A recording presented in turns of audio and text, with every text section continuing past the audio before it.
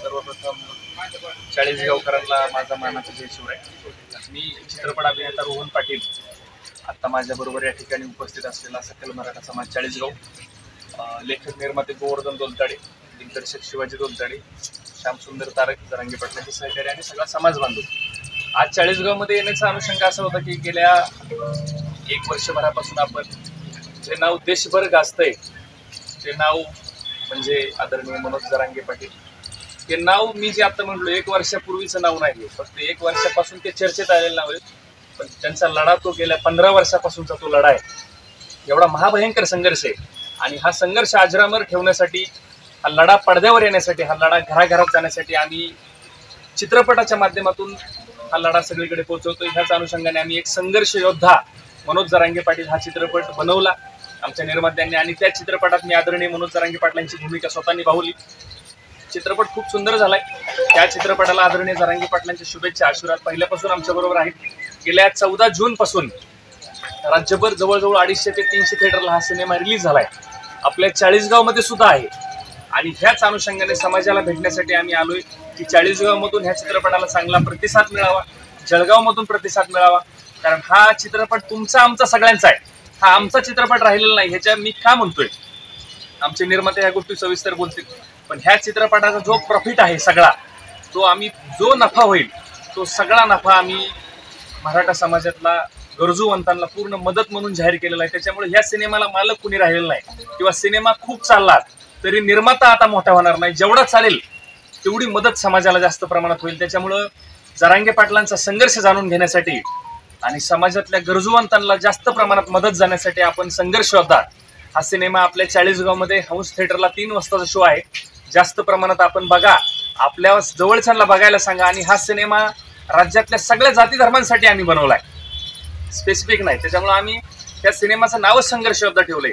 आपल्या समाजामध्ये आपण पाहतो राज्यामध्ये की संघर्ष हा प्रत्येकाला आठवले, पण तो संघर्ष कसा करावा हे प्रत्येकाला सुचत नाही. आणि मी तर आपल्या माध्यमातून ओपनली सांगेल की ज्याला मोठं व्हायचंय त्यांनी जरांगे पाटलांसारखा संघर्ष करावा. तो माणूस मोठा झाल्याशिवाय राहणार नाही. आणि जरांगे पाटलांनी त्यांच्या आयुष्यामध्ये संघर्ष कसा केला हे पुरेपूर आपल्याला जर बघायचं असेल तर आपल्याला संघर्ष ऑफ द सिनेमा हा चित्रपटगृहामध्ये जाऊन बघावं लागेल. त्याच्यामुळे मी आपल्या माध्यमातून चाळीसगावकरांना, जळगावकरांना आणि राज्याला एकच विनंती करतो की हा सिनेमा आता राज्यभर सगळीकडे चालू आहे आताच्या सध्याच्या परिस्थितीला. त्याच्यामुळे आपण वेळ न घालवता लगेचच्या लगेच हा सिनेमा बघा. आपण जेवढ्या संख्येने हा सिनेमा बघाल तेवढ्या संख्येने आपल्याला जरांगे पाटलांचा संघर्ष पाहायला मिळेल आणि आपल्या सर्वांकडून झालेली जी रक्कम गोळा होईल ते आपल्या गरजूवंतांना जाईल. त्याच्यामुळे विनंती करतो की आपण जास्त संख्येने हा सिनेमा बघा अशी आशा करतो. आणि बराच निर्माते ते त्यांचं मनोगत व्यक्त करत आहेत. जय जिजाऊ, जय शिवराय. मी या चित्रपटाचा निर्माता आहे, लेखक पण आहे. परंतु निर्माता म्हणून जास्त बोलायला मी बोलतच नाही, कारण लेखक म्हणून मी माझं भाग्य समजतो. कारण संघर्ष योद्धा मनोज जरांगे पाटील या चित्रपटाची स्टोरी मला लिहायला भेटली आणि ती स्क्रिप्ट लिहित असताना मला जरांगे पाटलांचं जे काही म्हणजे जास्त वेळ मला त्यांच्याबरोबर राहण्यासाठी वेळ भेटला हे मी माझं भाग्य समजतो. कारण या चित्रपटातून जे आपण दाखवलं ते सगळं खरं आहे. त्यांच्या जीवनामध्ये जो संघर्ष घडला, कुठं राहिले, कुठून सुरुवात केली, सुरुवातीच्या काळात त्यांना किती सपोर्ट झाला समाजातून किंवा इतर समाजातून, तर हा पूर्ण लढा या ठिकाणी त्यांनी सांगितलेला आहे. महत्त्वाची गोष्ट, ज्या ज्या ठिकाणाहून त्यांनी सुरुवात केली, त्यांचं पहिलं उपोषण आंदोलन कुठून सुरुवात झाली हे पण मला त्यांनी सांगितलं. मग त्या पद्धतीने त्या ठिकाणी आम्ही त्याचं लिखाण केलं आणि त्यांचं घर असेल किंवा आता सध्याचं उपोषण स्थळ आंतरवलीतलं असेल, ते सगळं ज्या ठिकाणी जरांगे पाटील ज्या आसनावरती बसतात, ज्या आसनावर बसून त्यांनी आज राज्य नाही देश हादरवला, तर त्या आसनावरती पाटलांनंतर जर 2 नंबर बसणारी व्यक्ती कुणी असेल तर त्यांच्या अभिनयामुळे रोहन पाटील ही व्यक्ती आहे. तर खूप अभिमान वाटतो अशा एका महान व्यक्तीवरती हा चित्रपट केलाय. परंतु आम्हाला चित्रपट करायचं म्हणजे डोक्यात का आलं तर संघर्ष, एक सर्वसाधारण माणूस, कुठला आधार नाही, कुठली श्रीमंती नाही, कुणाचा पाठीवरती हात नाही, आणि हे सगळं नसताना फक्त संघर्षाच्या जोरावरती, प्रामाणिकपणाच्या जोरावरती आज एवढं मोठं म्हणजे समाजासाठी लढा उभा केला. आणि छत्रपती शिवरायांनंतर एका छताखाली करोडो लोकांना आणण्याचं काम जर कुणी केलं असेल तर ते या ठिकाणी जरांगे पाटलांनी केलेलं आहे, हे पण आपल्या सर्वांना माहिती आहे. सगळ्यात महत्त्वाची गोष्ट, हा चित्रपट सर्वांसाठी बनलेला आहे, फक्त म्हणजे मराठा समाजासाठीच बनलेला आहे असं नाही. कारण मराठा समाजाच्या अडचणींना म्हणजे कुठेतरी तोंड देण्यासाठी किंवा मराठा समाजाला ज्या ठिकाणी आज इथं मुलांचं शिक्षण असेल, त्यांच्या आईवडिलांच्या आत्महत्या असतील, मुलांच्या आत्महत्या असतील, हे कुठेतरी थांबलं पाहिजे, हे कशामुळे होतं हे कुठेतरी थांबण्यासाठी या ठिकाणी या चित्रपटातून काही गोष्टी मांडल्या. परंतु हा चित्रपट सगळ्यांनी पाहण्यायोग्य चित्रपट आहे. मी मागच्या 2 दिवसापूर्वी म्हणजे काही ठिकाणावर मला थोडं ट्रोल करण्यात आलं की हा चित्रपट असा बनवला तसा बनवला, परंतु मी तो चित्रपट कुणी नाराज व्हावं किंवा कुणाच्या जीवनाची त्याचा काय असा संबंध येईल अशा पद्धतीने आम्ही काम केलेलं नव्हतं. आणि जर तसं काय झालं तर मी त्या ठिकाणी परवा दिलगिरी पण व्यक्त केली की कुणाला जर काही असं वाटत असेल तर त्या ठिकाणी आम्ही चुकीचं करण्याचा प्रयत्न केलेला नव्हता. तो चांगला प्रयत्न होता, परंतु तसं काय वाटत असेल तर मी त्या ठिकाणी सर्वांची दिलगिरी व्यक्त केली होती. आणि सगळ्यात महत्त्वाची गोष्ट की ह्या चित्रपटातून एक निर्माता म्हणून मी एक निर्णय खूप मोठा घेतला. सुरुवातीलाच आम्हाला तो निर्णय जाहीर करायचा होता, परंतु या चित्रपटाच्या प्रीमियर शोला स्वतः जरांगे पाटील उपस्थित राहणार होते आणि त्यांच्या उपस्थितीमध्ये आम्हाला हा निर्णय जाहीर करायचा होता की ह्या चित्रपटाचं जे बजेट आहे, थोडंफार जे काही बजेट असेल ते बजेट निघता बाकी होणारा 100% नफा हा समाजातील गरजू म्हणजे पाटलांना विचारात घेऊन त्या ठिकाणी तो नफा कसा द्यायचा, तो नफा कसा त्या लोकांना मदतीला येईल हे आम्ही जाहीर केलेलं आहे. त्यामुळे या चित्रपटातून हा चित्रपट आमचा राहिलेला नाही, हा चित्रपट सुद्धा एक पब्लिक प्रॉपर्टी झालेली. त्यामुळे पब्लिकनी सुद्धा या चित्रपटाला त्या पद्धतीने जास्तीत जास्त पाहून आपला हा चित्रपट कसा रेकॉर्ड ब्रेक करेल. कारण आतापर्यंत जरांगे पाटलांचं रेकॉर्ड सगळ्या ठिकाणी त्यांनी ब्रेक केलंय. सभा घेण्याच्या बाबतीत असेल, गर्दी जमा करण्याच्या बाबतीत असेल, प्रत्येक ठिकाणी त्यांनी इतिहासच केला आहे. तसाच इतिहास चित्रपटसृष्टीत आज त्यांच्या नावाने होणार आहे.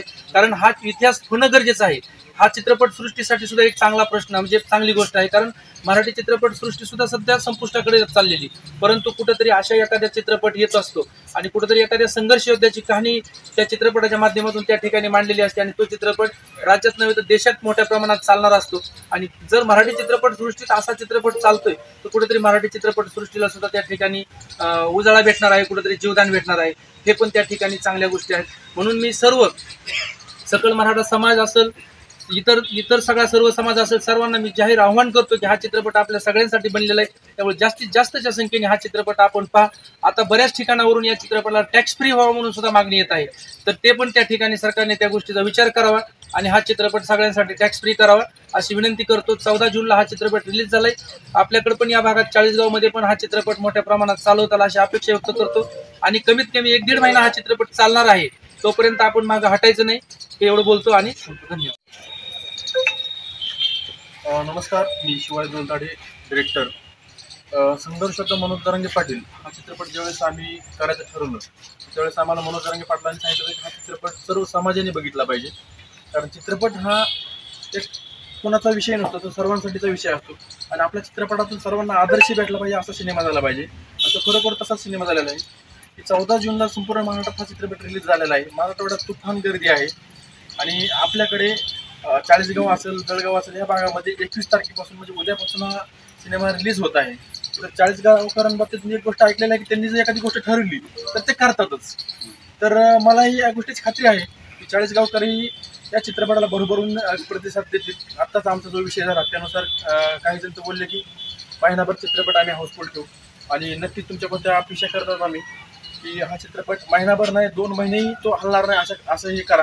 कारण जेवढा चित्रपट चालेल तेवढा आपला 40गावचंही नाव महाराष्ट्राच्या कानाकोपऱ्यात जाणार आहे. तर सर्वांना एकच विनंती करेल की हा चित्रपट तुम्ही चित्रपटगृहात जाऊन पहा, नक्की तुम्हाला आवडेल.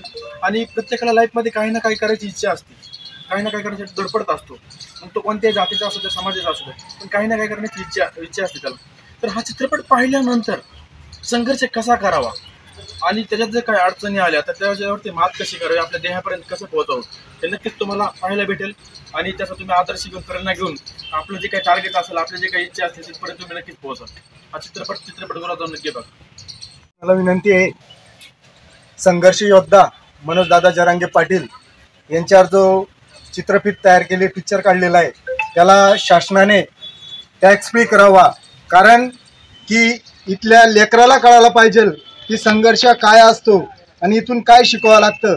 अरे अक्षरशः शासनाला डोक्यावर बर्फ ठेवून या सरकारला असं धारेवर धरणार एकमेव नेता म्हणजे मनोज दादा जरांगे पाटील. ना झेपणार ना पेलणार, फक्त एकच करू शकतो मनोज दादा जरांगे पाटील. त्यामुळे सर्व समाज बांधवांनी, सकल मराठा समाजाने हा चित्रपट नक्कीच बघावा आणि आदर्श काय असतो, संघर्ष कसा करावा यातून आपलं साध्य साधावं एवढीच विनंती. जय शिवराय.